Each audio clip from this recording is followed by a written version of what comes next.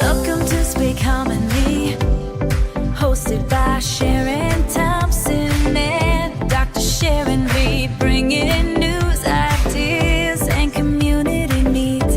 We learn, we grow, we stay informed together in harmony. Our voices are heard. Speak Harmony, where knowledge meets community.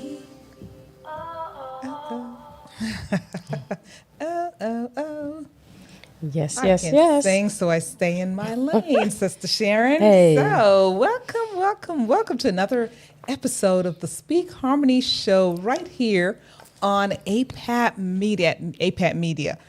This is where we're building harmony. We're creating peace and harmony in our community.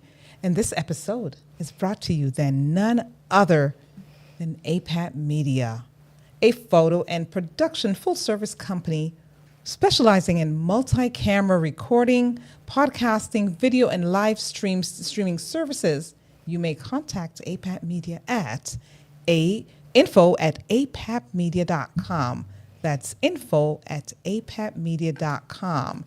And you may also call them. It's 470-657-1998. Again, it's 470-657-1998. And so, Sister Sharon, talk to me. What's going on? All right, Sister Sharon Thompson, the connector. That's what I like to call her, folks, the sister connector, because she has this really great way of connecting people. That's her gift, putting people at the right place with the right persons. So, Blessings. yes. So I'm Dr. Sharon Reid, the Heart Lady, because I do everything around the heart. All right. So today, I know y'all have been waiting for it. What is the Observance Day for? March 31. End of March. Yes, Can you on the believe last it? day, yes. 3 months April. out of the year already. The weather is warming up. Spring has sprung, so I am ready for the sunshine. Yes. It is National Crayon Day. And I meant to bring a pack of Crayolas so that we could show them our artistic flair, but I forgot. Anyway, it was invented in 1903, believe it or not. And in 1903, and there was Edwin Binney who created these crayons out of wax, and he was a owner for paint products, right? And made different paint pigments and also pencils for schools.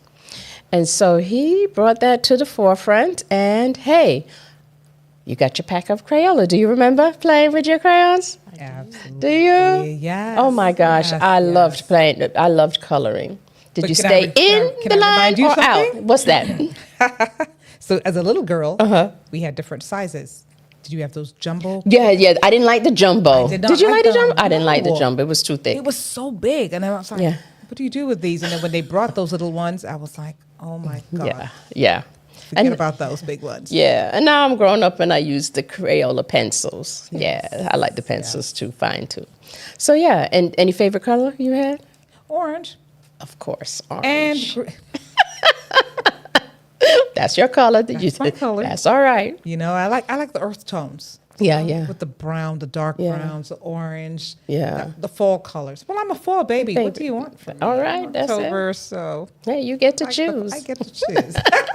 Well, thank you. So the other prom day is fun, and that's the other observant day is National Prom Day. All right. Appropriate, Yeah. So prom day was really about honoring friendships and cherishing memories, and getting ready to say goodbye to some of your school friends, or looking forward now to the next level and meeting some of those. Yeah. And so it now has been supported by Students Against Destructive Decisions, and the acronym is SADD. And this organization shares common values and, champion education for the young folks. And, its focus, interesting enough, its focus remains on traffic safety, and has been expanded to include substance abuse, suicide, depression, bullying, And violence. And the other thing that really I see hitting our schools is body image, whether it's male or female. If you notice, it used to be more girls, but boys are suffering from body image as well. So prom day, how are we going to observe that? By probably talking to your children about safety during prom time. And then have some fun as an adult and get out those crayons and get an adult coloring book and start coloring. Oh, I like that. Yeah. Did you have a prom or know about prom? Did you do a prom? I did. I went to my Two? prom and I went to my boyfriend's prom. Oh, see? We didn't have that at all. We were boring as ever back in Jamaica. I didn't think so, yeah. We had our graduation ceremony and we had a graduation dance or whatever. Believe it or not, we went to graduation ceremony and headed on home. Yep. Oh, wow. But prom is big down here in Georgia. In New York, it was big, but down here, it's No, the really, South really is- big. yeah, it's a big Yeah. deal. It's a big deal. Yeah. Yeah. So, any favorite memories? Oh, Ooh. a lot. Really? So I'm from upstate New York. So Oh, of course, okay. Really? The prom was a big deal there as well. Okay. After the prom, Yes. everybody went to breakfast. That's right. That was a lot That's of fun. right. Oh, wow. Yeah. Okay. Yeah. All right. So, you got to hear a little bit about our esteemed guest. Yes, that's You wanna do the correct. honors? Oh, my goodness. I am so honored, so delighted to introduce this amazing guest. The Honorable Tuwanda Rush Williams. She was elected countywide as a Gwinnett County Superior Court judge following a 3-candidate race on June 18th, 2024. While running for that position, she joined the law firm of Thompson, O'Brien, Kapler, and Nasuti part-time as an off-counsel on June 5th, 2023. She has done a plethora of things, ladies and gentlemen, and I'm going to hit on a few more of them because she's got a resume this long. But she was also a 7-year member of the Gwinnett County Indigent Defense Governing Committee, responsible for recruiting, managing, and reviewing and approving the invoices for lawyers who represent the indigent criminal defendants. Wow. Prior to her employment right there in that space, the Department of Law, Tuwanda was employed with the City of Atlanta Law Department, where she practiced Section 1983 civil rights litigation.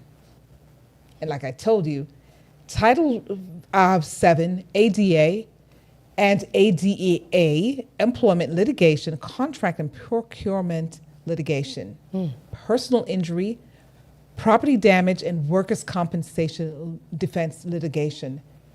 She has handled it all. She also serves as an officer in the Gwinnett County Bar Association, which she served for the past 5 years, culminating her service as president of the organization in June 2013.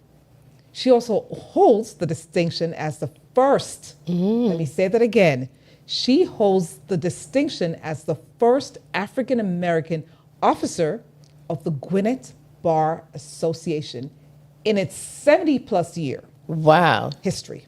History in the making. 70. We bring it here, right here to you. We celebrate that. Flowers already for you Totally. today. Yes. Thank you. She brings a whole lot to the table. But maybe about a month ago almost, a little over a month, we saw where she did the swearing in of one of our favorite people that came through this very studio. Who was that? Sister Kat. Cat. Let me tell you, you are amazing, Sister dear. We don't want to bore the audience anymore. We want to welcome you to speak to the Speak Harmony podcast. Thank you for showing up and being with us today. Well, taking thank time out. you. Thank you Yeah. for having me. Absolutely. I Yes. am humbled and honored to be here. Oh, we are Yes. honor. Your Honor, do. we are honored. I love that. Wow. So, Tell us about how did you, decide that you wanted to go through all these levels? That's a very good question. So, before I was a judge, I practiced law for 32 years. And I started on the journey of a desire to become a judge way back in 2002. While I was employed with the City of Atlanta Law Department, I was a senior assistant city attorney, and I represented all of the public safety departments.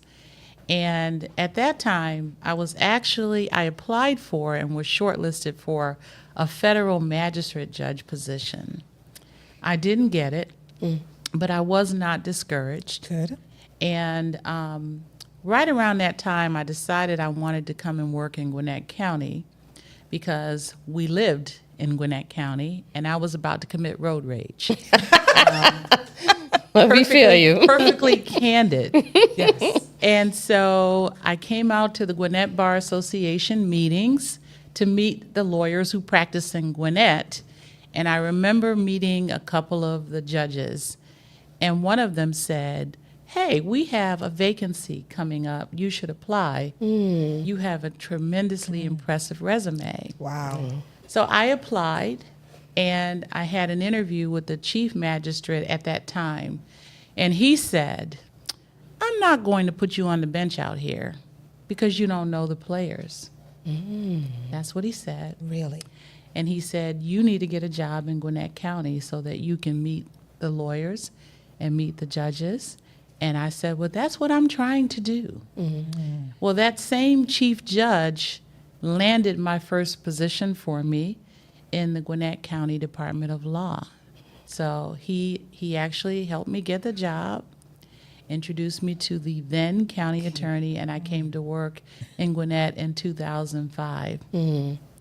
Right around 2008, I started trying to become a judge again. I applied for magistrate court judge 4 times, and I would always make the short list of judges, always. And then the end result would be, well, you're not going to get it. You don't have the right political connections, even though you have an impressive background. And I probably applied every 2 to 3 years. And then in 2020, which was the last time I applied, it was the year of COVID, and I didn't get it. I just said, you know what? I'm going to rely on the Lord God. I started praying, Yes. and I said, "Lord, I'm asking you to enlarge my territory if it be your will." Yes. I prayed for 2 years, 2 solid years. And believe me, I do everything that the Lord says do. And he said, this was about 3 o'clock in the morning, January 2023. I could hear the Lord clearly saying, "It's time to run, and I will give you the victory." Yeah. So if I had to title my life story, it would be "In God's Will and God's Timing," because I was trying to be on a lower court in Gwinnett County. I was trying to get an appointment to the magistrate court when the Lord said, "No, it's time to run for the highest court," which is the Superior Court of Gwinnett County. So that's how I ended up on the journey, because practicing law for 32 years, you see a lot that you don't like. And I saw judges who were impatient. Of course. I saw judges who were not courteous with those who came into the courtroom.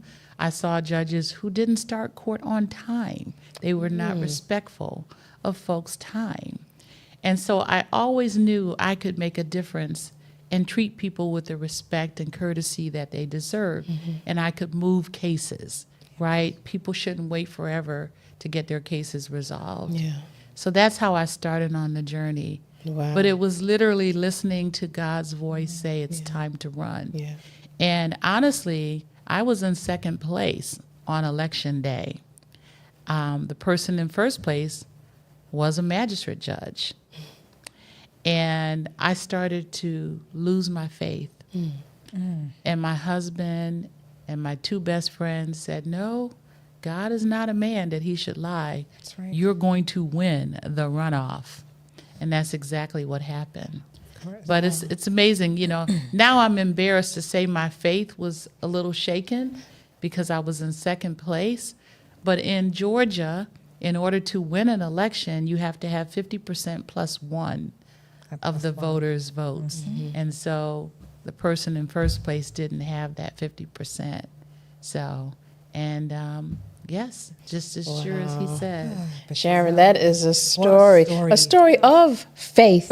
And tenacity. And perseverance. I mean, you can't. Yeah. Wow. I mean, yeah, there's so much things that you said in there that you could unpack. Yeah. I did. But Really. you know what? For those folks listening and watching, they're thinking, it's not my time. It's 33 years. It's 32 years. It's been 30 years. It's been 10 years. But there's nothing like God's timing. That's right. His timing thwarts everything else. Yeah. Because That's right. guess what? He not only gets you, because we don't serve a mediocre God. No. So he's not going to get you in the middle. Nope. He says, I'm in charge. That's In right. other words, as we say in Jamaica, we run things. That's right. Right? Our God runs things. So he's saying, listen, no, my dear, no, my daughter.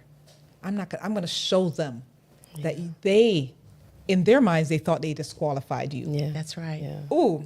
That's right. And I'm getting Yeah, emotional saying that because yeah. you know why? He's saying, I qualified you. Yes, he did. You don't get to decide. You don't disqualify my anointed. That's That's right. right. That's right. Yeah. She's on assignment. Yes. Yeah. And I definitely hear on that. assignment. You're Yes. on assignment because you're showing all those young folks out there that look like us Oh, yes. that they yes. can push through no matter what it looks like. Yeah. That's right. No matter what they say. Yeah. That's So right. I appreciate your Yeah. candor.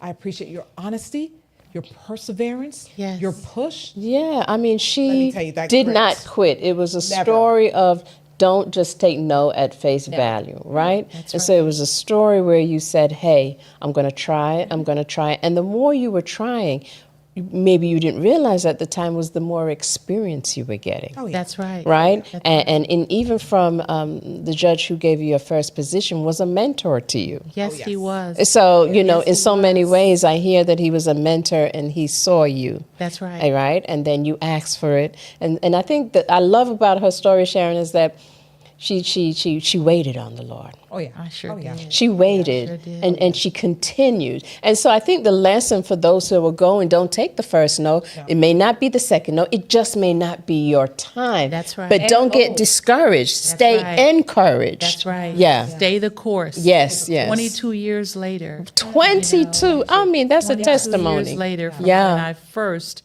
started on the journey. But that is my message to young people. Pursue your dreams. Don't give up. Yeah. If it's really what you want to accomplish, you can. Keep going. You know, Yeah. but trust God and Yeah. seek his face. Yeah. You know, let him guide your decisions. Thank you for sharing that, Wow. for sure. So take us back, Judge Williams, to that place, that beginning.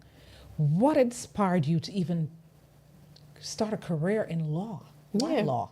Interesting. So when I was in high school, my high school had a mock trial team. And so, of course, that's when you actually pretend to be lawyers and witnesses. And you have a full trial. You study a case. Yeah. Usually it's a fictitious case. It's either a criminal case or a civil case. And so I signed up to be on the mock trial team. And I played the role of an attorney. And I was fascinated with just studying the problem, right? Like, okay, how do I present this? How do I present this to a jury? How would I present this to a judge? Yes. You know, and having to learn like what you would call basic trial objections, even though it was a mock trial. And that was what sparked my interest. So I knew when I went to college that I wanted to go to law school. I really did. So even as a younger child, did you see yourself as a lawyer? Did you debate? Were you one of those children who was like, but why? But that's No. not fair. I saw myself as a lawyer, but to be candid, I was going to take some time off between college and law school because I was pretty broke. I was a poor student. I mean, my father died when I was 13. My mother was a domestic, and I had jobs all the way through college. I worked, and I thought, I am so broke, I can't afford to go on to law school. But everybody in my family said, just keep going. Borrow the money, keep going.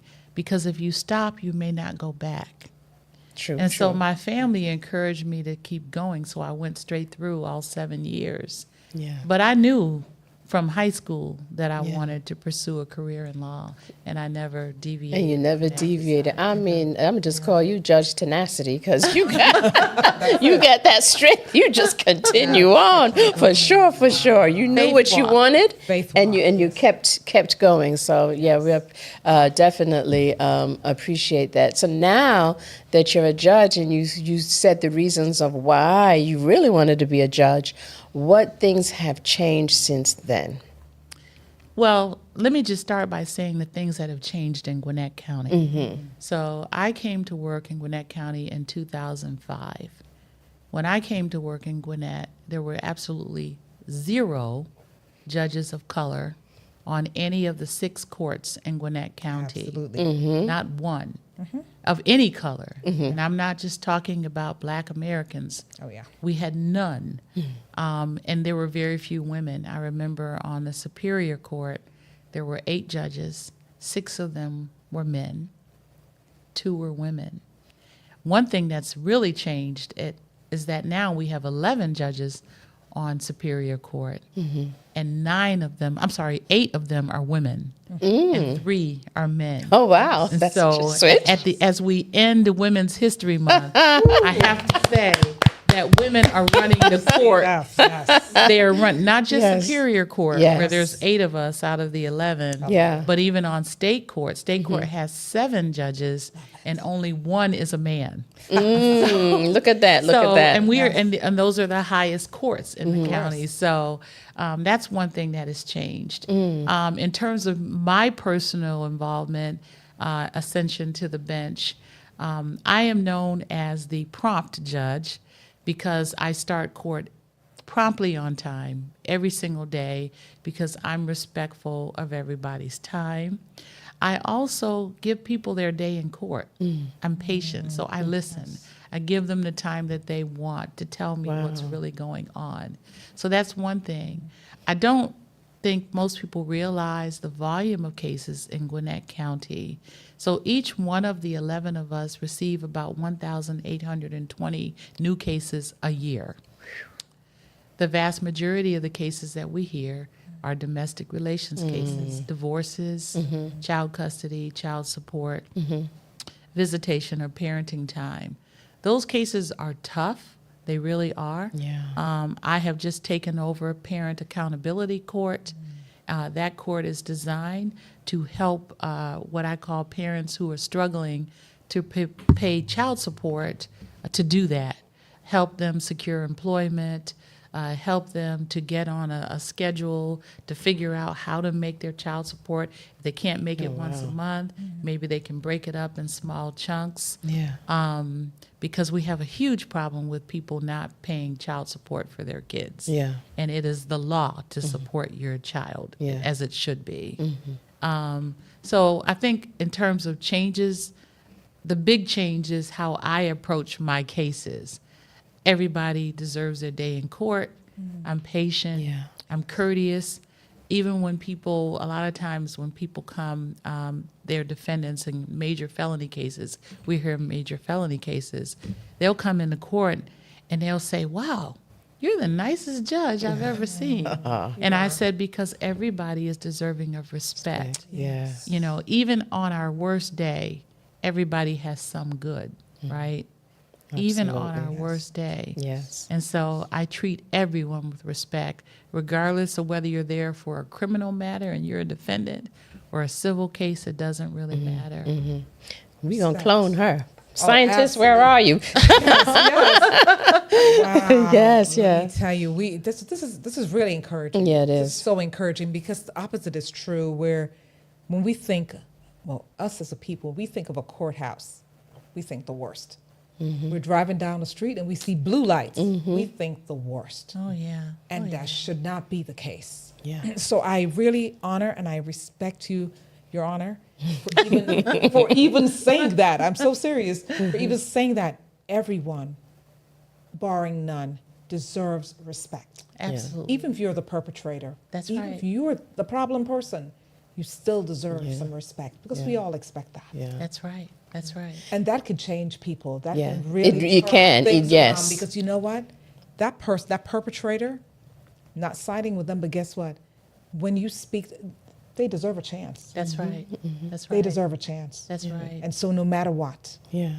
you're giving them a chance. So I appreciate that. Sure. So what, as far as your leadership principles, what guides you into making difficult decisions in your courtroom when you have to make those decisions?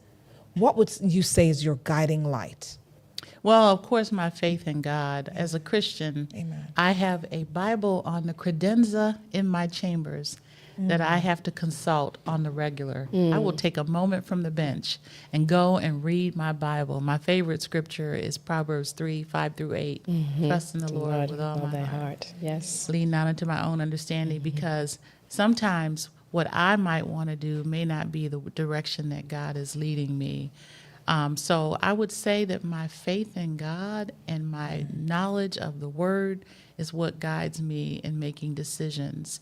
I will tell you the hardest decisions that I ever have to make are involving child custody. Yes. Yes, I can imagine. They are Yeah. very difficult because sometimes when I have divorcing parents, I have two bad parents. And what I mean by bad parents, one might be a drug addict, the other might be an alcoholic. And I'm having to make the decision as to which parent gets primary custody Oh, wow. of that child. Yeah. So those decisions are hard. Yeah. Yes. Or conversely, when you have two really great parents and you have to decide which parent will have primary custody Yeah. and which parent will have visitation. Yeah. So those cases require a lot of prayer, a lot of consideration of a lot of factors, Yeah. appointing guardian ad litems Yeah. to help me make those decisions Yeah. by, meeting with all the stakeholders, school officials, medical doctors, the children, the parents, Wow. extended relatives.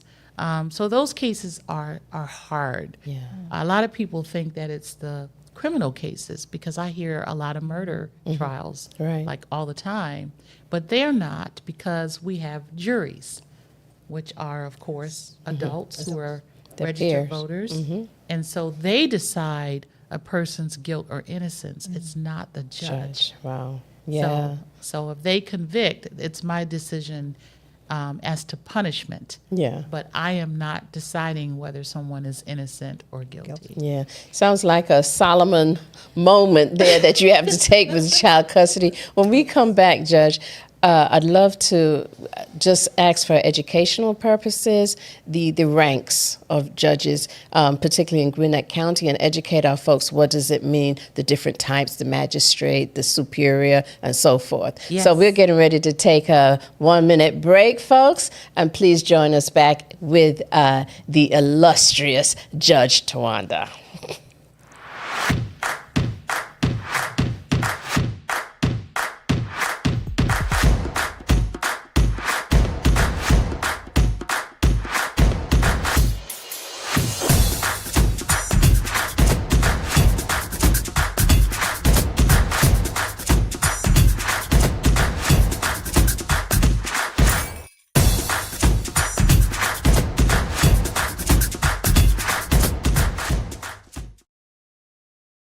We thank you so much for joining us. Look, it's a great day, Sister Sharon. It's a wonderful day here, but we've got some community events coming up, and we wanted to let you know all about them. So mark your calendars, guys. On April 11th, we've got a financial strategy workshop, and that's going to be held the time is 12:30 to 2:30 p.m. The location is the Ronald Reagan Library in Lawrenceville. Again, Yeah, we changed that location. well, you know what? Yeah, I didn't change the flyer. The location actually is 4153 Building C on Flat Shoals Parkway. So, but you can always get in contact with us for further information. and how do they do that? And do you have that on there? Let's see that. So you can always get in touch with speakharmony1@gmail.com. But in favor of April is Financial Literacy Month. It is. It's time for you to start understanding a little bit more how your money can work for you instead of working so hard for your money. It's time for you to understand the difference between a trust and a will. It's time for you to really start investing in yourself, life insurance, and also how you can make more money. So this workshop, we have some guest speakers, and I will be hosting the event, yours truly. And also you get a little touch of what your relationship with money. So thank you for that, Sharon. Awesome. And then we have one last thing. So there's so many activities around town. This past weekend alone, we had on Saturday, I think there must have been about 4 or 5 events. But the Atlanta Montego Bay Sister Cities Committee presents Spring Brunch, because spring is here. Spring has sprung. And so on Sunday, April 12th, between 1 and 4 p.m. at the Morrow Center. That's the Morrow Center. It's 1180 South Lake Circle, Morrow, Georgia. And if you want more information, you may text brunch 2026 or to 53555. That's 53555. And it's Spring Brunch. So it's the Atlanta Montego Bay Sister Cities, guys. It's usually It's really nice. fantastic event. Yes. Very classy stuff. So put hats. that on your You're supposed to wear your nice hat. I don't know which hat. I It's going to don't fit know. over this hat, but I'm going to try. So, welcome back. So much for that. Oh, so I was going to ask you about the levels. The levels. Yeah, if you wouldn't mind sharing. Absolutely. So we have 6 courts in Gwinnett County. The first one is the Recorder's Court of Gwinnett County, which is on Stone Mountain Street. Recorder's Court hears traffic offenses, everything from DUI to reckless driving to passing school buses. They also hear citation violations. So Gwinnett County has county ordinances, and when people are issued a citation for having junked vehicles or tall grass and weeds in their yard, those cases are heard in Gwinnett County Recorder's Court. So, and it's most of the people who appear in Recorder's Court do not have lawyers, but definitely that's where you would be if you receive any kind of a traffic ticket in Gwinnett Recorder's County. Court. Okay. We also have Gwinnett County Probate Court. Probate court does exactly what it sounds like: birth, marriage, death. So they issue birth certificates, they issue marriage license, death certificates. You can also go to probate court if you need a conservatorship or a guardian appointed for your loved one. They do all of that. You can also apply for a weapons carry license in probate court if you want to carry a firearm. They are also in the Gwinnett Justice and Administration Center with us. There is also Gwinnett County Magistrate Court, which you probably heard of Magistrate Court. We have. They handle civil cases that are valued at $15,000 and below. So if you wish to sue somebody for breach of contract or negligent construction of something, if you hire someone to do yard work and you believe they did a shoddy job, you can sue them in magistrate court as long as you are not asking for monetary damages exceeding $15,000.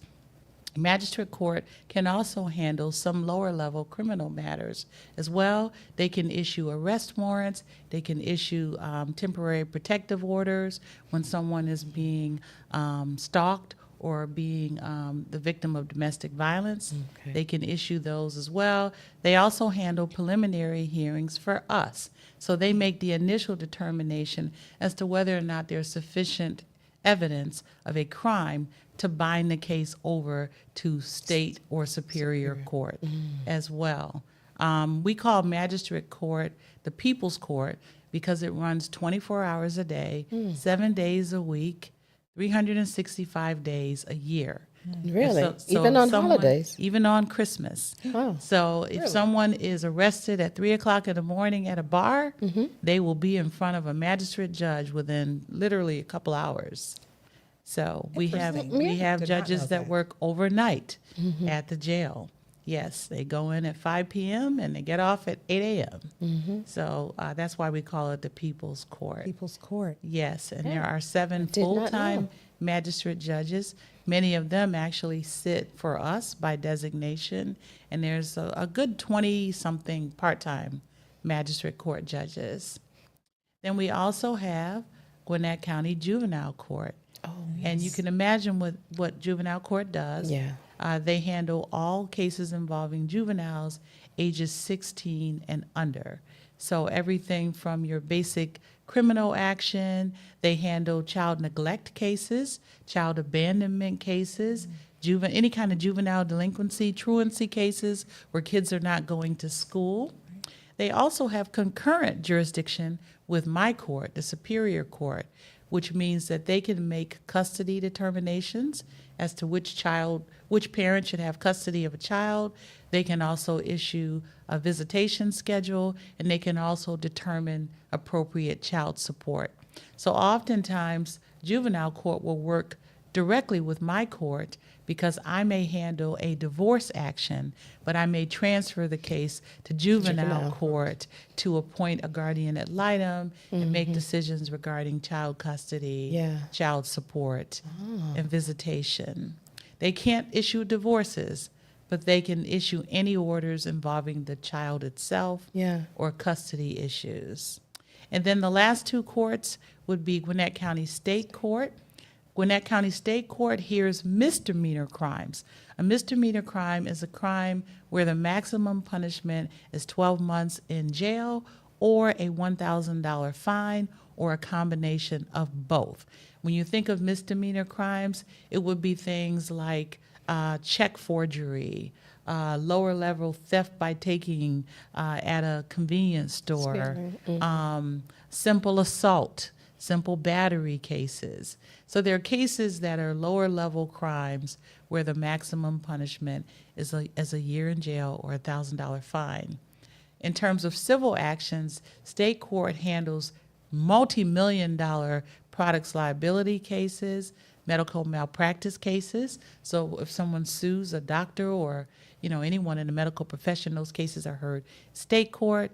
The big truck rollover cases are heard in state court as well. If someone has defective products that injure them, those cases are all heard in state court. And state court has exclusive jurisdiction over medical malpractice, products liability, and personal injury cases. Superior Court, which is the court that I was elected to, has exclusive jurisdiction over divorces, which means no other court can issue a divorce. We also have exclusive jurisdiction over adoption matters, and I do quite a bit of those. Those are private, so they're closed to the public. We also have exclusive jurisdiction over title to land cases. So if someone's suing, saying someone stole their land, or there's a dispute as to who owns the land, they come in front of me. We also can hear tax appeals. So when people complain that their property taxes are too high, they can appeal all the way up to Gwinnett Superior Court. And of course, we have exclusive jurisdiction over all felony crimes. A felony crime is a crime in which the minimum punishment, if convicted, is a year in prison up to the death penalty. We also, you're talking big crimes. Yeah. So your felony murder, malice murder, armed robberies, arson, burglary, child molestation cases, aggravated assault cases, all of those cases come to my court. Wow. We were educated. I did not know a lot of that. And I see how all of them can work together. Yeah, absolutely. So thank you for sharing that. Folks, I hope you really got to listen to some of that. You might definitely have to save this particular YouTube. Yes. Go back and listen play to it, that again and know. Yeah. As you were speaking, I kept saying, let me see how much I can remember. And I'm thinking, no, I'll just have to go back and watch. Wow. So tell me one person that you can think of. I don't know who it is. Whether it's your teacher, your Sunday school teacher, your teacher at school, a neighborhood person, someone that inspired you, that you could say, you know what, this was my mentor. These were trailblazers, or I look up to these people. Who's that person that you would say was that example to you? And should it be someone that I know or someone that I've never met? Someone you've never met. It could be anyone. Because there are people that I've never met, probably will never meet, that have inspired me and still continue to. Yeah. So I would definitely say Ketanji Brown Jackson, who is a United States Supreme Court Justice. And I love her and admire her because she exemplified courage under fire. She had the hardest Senate confirmation hearing Yes, of I any remember. judicial candidate that I have ever seen, day after day, hour after hour after hour, and she was undeterred. And she maintained her poise in the midst of very hard questions. Yes. People were literally questioning, her about her position on DEI and affirmative action. And she maintained her composure. So I've never met her. I'd love to meet her one day. But definitely, she inspires me. I look up to her each and every day because I know one thing that I really like about her is that we share the same complexion, right? I mean, there's still a lot of colorism going on There is. in the world. is. And so she just inspires me because she is truly the first woman of color, meaning a black woman. Yes. On Just our say it. US That's Supreme right. Court. Yeah. First. So The first. definitely, definitely She made her. history. Yeah. Yeah. Yeah. My beginnings are humble, and I think I said that earlier. My mom was a domestic. My dad died at 13, had a massive heart attack, and we never had money. So that was part and parcel of the drive to become well-educated, to become a lawyer, because when you're coming from nothing, Yes. Yes. Yeah. you aspire to have, To have something. Yes. Yes. yes. So, yeah, and my sister and I were the first in our family to go to college. Love it. I mean, even extended family. Wow. And Yes. so I know that must have made your mom so proud. it Extremely did. proud. Yeah. It did. She talks about it every day. That's mom for you. Of course. So I'd like to know what are some of the misconceptions that people have about the judicial system? Because you do hear that and you hear it on TV and you hear it all over. So Yeah. what can you share? I think one main thing is that we take too long to resolve cases. We actually do a pretty good job of resolving cases efficiently. The problem is the volume of cases, right? Okay. Most people don't realize that their case is one of 3,000-4,000 cases that one judge may have pending. And so we really try to do a good job of getting cases resolved through mediation, arbitration. I can send any case to mediation and try to get the parties to decide among themselves how to resolve cases. Another misconception, I think, is that the justice system is not fair, right? That people who are black and brown do not get the same treatment or outcome as other people. I think that has changed a lot, particularly since on my court, we have 3 black women out of the 11 judges. And most of the people on my court are women. So women tend to be more sensitive to issues of fairness, right, and equality in their sentencing decisions. So I think there's a misconception that people that are black and brown get harsher sentences or are treated worse. I don't think that's the case today. Really? I do think that was very much the case Yes. in years past. I'll But you honestly definitely say see a change. 100% Really? change. Okay. Yes, because again, women are at the helm, in all of our highest level court, state superior court.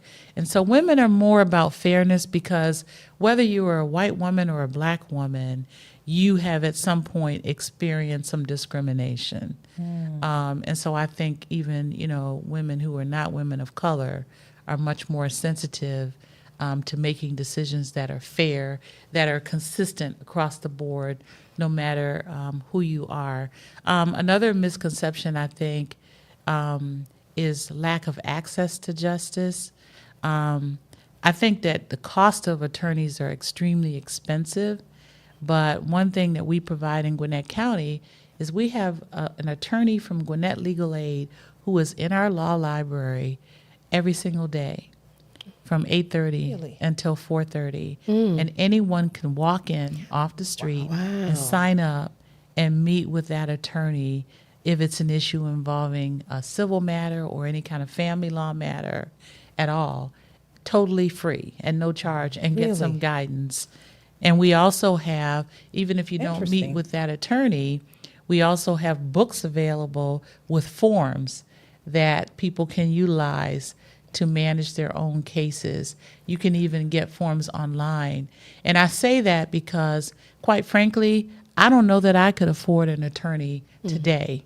You know, when you have attorneys charging $500-600 an hour. An hour, yeah. Right? Who yeah. can afford Who that? can afford that? But we try to make it easy by providing forms to everyday people that they can use as templates and manage their own cases. I have a sorority sister right now who needed to file a divorce from her husband, deadbeat husband. And I have literally walked her through the entire process. And she's like so grateful. She's like, oh, thank you. I didn't know it was so easy to prepare my complaint. I didn't know it was so easy to serve the complaint on him. Wow. You know, so we try to make it easy for what we call self-represented litigants. And can I segue for a second, because something I found out about you, Judge Tuwanda. My girlfriend is probably going to not watch it. Right, she's not watching it because she's got other obligations, but she's going to be watching it as soon as she gets done, because you said sorority, and when I sent it to her and told her that you're a member of her sorority, she was jumping all over the place. She was almost jumping through that phone. So I know that. Okay, so shout out to your sorority. But of course, Delta Sigma Theta Sorority Incorporated. Is there another? I don't know. I wear the red and white. And I'm an active member of the Gwinnett County Alumni chapters. Yes. so- Beautiful. And there are others that Yeah. sit on the board as well. Yeah. Yes, Yeah. yes, I am. You know, just following up with what you just said about self-representation, we all hear that, you know, as particularly on TV is where I can draw it from, is self-representation is not advised. But what I'm hearing is that you can go to the library, you can check out and educate yourself so that even if you have to represent yourself, you're more informed. Absolutely. And even if you have a pro bono lawyer, I'm hearing from you that it's important to go look at these forms, understand, and there is even someone there who could help you break down that jargon. That's absolutely correct. And one issue that we see people who represent themselves constantly face is they don't know that when they file a lawsuit, they have to serve it on the defendant. And so I have what's called a no service calendar, which means that someone has filed a lawsuit against someone and nothing has happened since then. So I have to bring them in and say, okay, you haven't served the defendant. And the response is, oh, I have to do that? Yes, because he or she doesn't even know you they sued sued them. right? So I Okay. have no jurisdiction over them in my court until they know that they have been sued and they have an opportunity to file an answer or to appear or acknowledge service. And so, yes, I like educating people because it makes my job easier. For us. Right? If I can point them to forms and say, hey, go look in this book. It's called Georgia Divorce, Alimony, and Child Custody. And it will tell you everything you need to know. Our library is open to the public every single day until 5 o'clock. This is a wealth of information. This is an eye-opener. Yeah, I've been, as much as I've really. been in that building to renew Yeah. my notary, to do different, legal matters and Yeah. meetings. I've never known that. Yeah. You got to go check it out. We Wow, I will. Next time will. you're at the Gwinnett I Justice definitely and will. Administration I'm gonna- Center, it's I in the am. lower level. Come through am. security, turn left, take the elevator down to LL, and you'll come right to it. Wow. Wow. Yeah. Interesting. This is You so know, and you know cool. what this is telling me, believe it or not? Our students, our children, they need to know how the law works. Just like how they need Yeah. to know how money works, Yeah. they need to be educated. Our community does. Yeah. And are there any workshops? I'm just throwing it out there. Maybe not. But are there any workshops? There is any other form of education that we could say, starting with the schools or in a community setting, Do we have any of those out there? I mean, So we we don't have have mentorship programs or anything? we don't have workshops per se, but I participate in a lot of career days. I know In you fact, do. I was just at one on Friday at Alfred Elementary School. know you Probably at least 5 or 6 a year. And I invite entire classes to come and watch cases.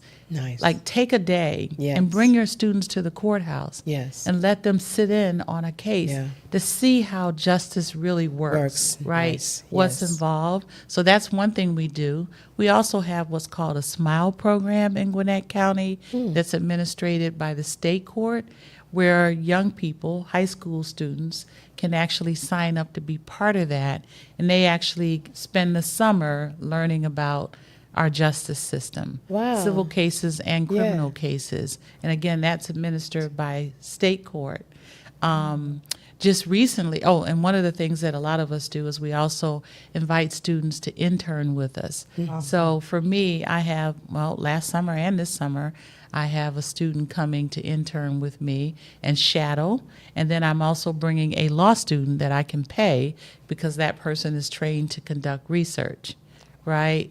And so those are some of the things we do to educate young people. Just bring your class to the courthouse. Yeah. Because it's not my courtroom, it's the public's courtroom. Yes. So you can bring your entire class in there and you can watch a proceeding at any time. The only time the courtroom is closed is when we have an adoption. Otherwise, all other matters are open to the public. And the best way to learn about our justice system is It's to sit in. go. is to Yeah. go Go there. That's and it. sit in. Yeah. So I will say this, I know we're running short on time, is recently I did a parent town hall at my church, Friendship Baptist Church, because one problem that I see is that we are not doing as good of a job as we need to do in parenting our boys. Oof. I have had probably 3 or 4 criminal jury trials where the defendants are accused of felony murder and they were convicted, and they committed these murders when they were 14, 15, 16 years old. And it's usually some sort of a drug deal. They attempt to rob someone, and then the person they attempt to rob has a gun. He pulls out a gun, he starts shooting, they shoot back, he ends up dead. And then they face these felony murder charges. These are young men who haven't even made it through high school.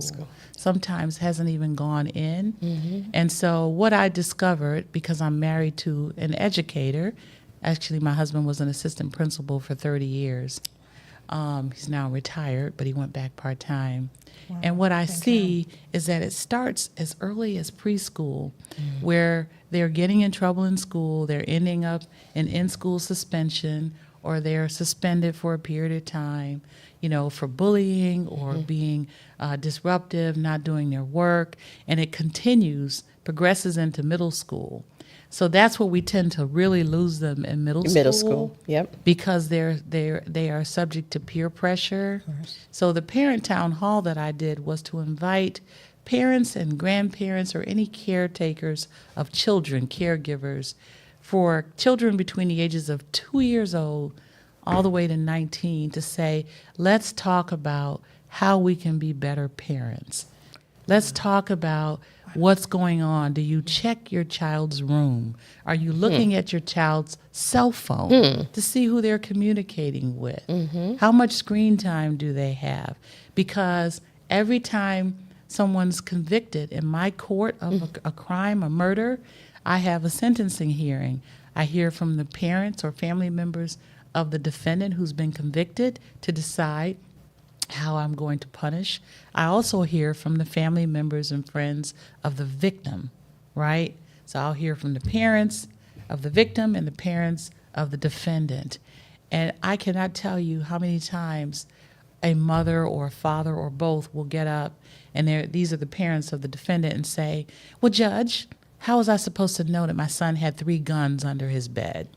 Well, Judge, how was I supposed to know that he went out and carjacked somebody at 4 o'clock in the morning? Well, if you don't know, Okay. then who will know? That's right. And I try to say to parents, be parents. Don't be afraid of them. Right. Yeah, I You've think they gotta think be that the parents. law is not for them, but But you have to check up on your child because they are still a child They are living still- in your home. Your So let's home be real. that you pay for. And you pay for the phone, most likely, right? But there's a flip side of that. And you will agree because we're really out of time. Guess what, Judge? Those students are children. They're in your house. But it may be a mother, very well be a mother, a single mom, or a single dad, Yeah. or a grandmother who's taking care of True, all true. those children. Yes. And so the realistic part of that is, I will always say it takes a Village. We need to get back We know to the that. village. Absolutely. I preach that every single day. Yeah. I don't have that. biological children, but I belong to that village proudly. Yeah. I am responsible for my neighbor's children. Yeah, I was Because I just going to see them. say that, I Sharon. see them. Your neighbors And should so- be your best friends in the neighborhood. I mean, really. I look Yeah, out for them. absolutely. And my neighbor is not necessarily someone who lives next door to me, Mm-hmm. but it may be that child or those children that I see when I'm driving on the street, maybe in another neighborhood, wherever. I go to the store. Once I see them, Mm-hmm. that's my responsibility. That's why God's presenting them to me. Now, how I approach it is different. Mm-hmm. We cannot handle all cases, I'm sure, and you would caution against that, correct? But Correct. there is a way to get around certain things. Yeah. It's your Putting them in approach. jail Yeah. doesn't solve the problem. It does Yeah. not. It does And that not. was the title of my parent town hall, The Village. Look at that. Absolutely. Brought everybody in. Yeah. Well, thank you That's I so know much for sharing that. I'm just going to say that Yeah. I know time is of the essence because we're done, but you know what? I'm going to ask Mr. P and Damien, his assistant, we've got to come to you. We've got to find time to get to you Yeah. somehow because there are nuggets that we can get. There's Yeah, stuff that we so can much share with- more. There's Yes. so much to unpack. We just really Yeah. scratched the mere Right. surface. I tonight. love that. Yeah. I'm And- just yeah. honored to be And I know we just have a minute, but I just still have to ask because you kept on talking about school and children, and I was wondering how you felt about civics being taught in school or not being We taught in need school. it to be Thank taught. you for that. We do. For yeah. some reason, they took it out of the Yeah. school system, and I don't understand why. Yeah. So the average young person has no idea about civic responsibility. Responsibility, or yes. even what civics Is, yes. Voting, the importance of No clue. voting, Yes. the election process, right? What the legislature does, they don't Yeah. even know. Yeah. It needs to be back. It in needs to be schools. back in school. I would love to. What's that last message? Because we're out of time. We really are. And it's painful. Our producer said we got about 3 more minutes. Oh, I love it. That's why I love it. That's why APAT Media. That's why I love APAT Media. Y'all are awesome. Tell the listeners, please, one little message, about the justice, the fairness, the civic responsibility. Just give one last word. The last word is to be engaged. And what I mean by that is do what you can Yes. from where you are. If you can encourage young people to learn about civic responsibility, if you can bring some folks to the courthouse, we're open 5 days a week. You can sit in anybody's courtroom at any time. There is no limitation except adoption cases. I didn't know that though. I didn't know Right. you No, could at sit all. in any. And Right. from what time to what time is that usually? So generally, courts open from 9 a.m. until 5 or 6, depending upon how late. But you can walk into any matter, civil or criminal, and watch and educate yourself, but also encourage our young people to get involved, right? Yeah. And educate them on some things they may not know about. Sexting is a crime. They don't often know that. Yeah. Right? Yeah. Making sure they choose the right friends because their friends can get them in trouble. Yeah. Accessory to the crime. You think you're going joyriding with a friend, the friend goes in and robs a convenience store. Yep. You're both going to be charged Yep. with Yes. armed robbery. Yeah. So Yeah. do what you can to educate young people in particular and maybe even be a mentor. Yeah. So I've Yeah. done a And lot I'm of going to advocate for civics back in the schools. We have to, but I thank you. I just want to say thank you so much. Yes. I Thank really you all. appreciate Yeah, you. we learned so much. Judge Tuwanda Rush Williams I feel like there has to be a part 2 coming up. Oh, I I mean, I'm just definitely engaged and learned so much from you. So again, thank you so much for coming by. And we know it's hard to balance, time and work, but you took the time. It also speaks to really the type of judge that she is. So we are definitely honored. Yes. So as we close, once again, we appreciate APAT Media Group, which again is a full service media company, for sponsoring this show. And we're going to invite you back. Join us next Tuesday right here live on YouTube from 7 to 8 p.m. Eastern Time, as we continue learning from those who inspire us and those who take action and purpose. So, till then, Speak Harmony family, keep speaking harmony into your life. Yes. And don't forget to what, Sharon? Like, subscribe, and share. Thank you. See you next week. Same time, same place. Same place. Thank you for joining.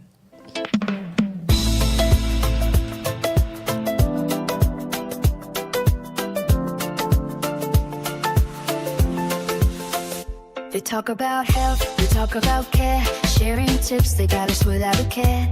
Thank you for listening, you're the best. See you next week to keep the best. Together we learn, together we grow. There'll be lesson every hour, we know.